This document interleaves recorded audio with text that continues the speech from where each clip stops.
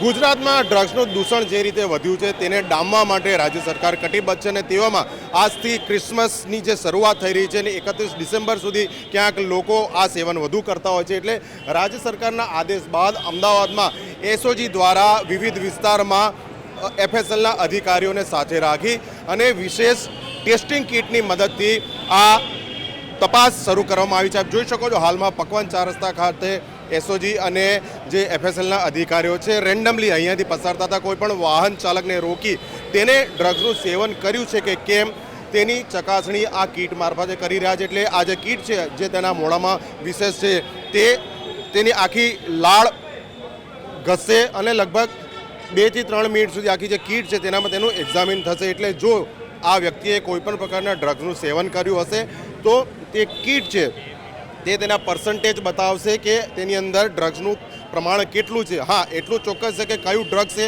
એ ખબર નહીં પડી શકે, પરંતુ તેને ડ્રગ્સનું સેવન કર્યું છે તે ચોક્કસથી ખબર પડશે. એટલે આ જે ઝુંબેશ છે ફક્ત આજના દિવસ પૂરતી નહીં, 31મી ડિસેમ્બર સુધી અમદાવાદ શહેરના જુદા જુદા વિસ્તારોમાં એસઓજી અને એફએસએલની વિવિધ જે ટીમો છે તેને બનાવીને કરવામાં આવશે. ગુજરાત સરકાર દ્વારા આગામી 31મી ડિસેમ્બરના અનુસંધાને ગુજરાતમાંથી ડ્રગ્સની નાબૂદી થાય તે માટે થઈ અને પોલીસ ખાતાને આદેશ આપવામાં આવેલો છે.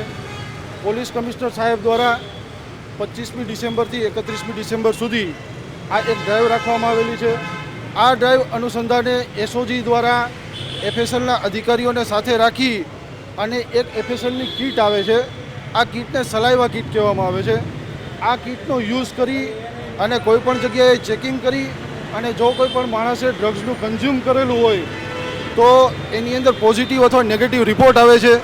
એ રિપોર્ટને આધારે એના બ્લડ ટેસ્ટ કરવાના અને બ્લડ ટેસ્ટ કરી અને ફાઇનલ રિપોર્ટના આધારે આગળની કાર્યવાહી કરવા માટે નક્કી કરવામાં આવેલું છે.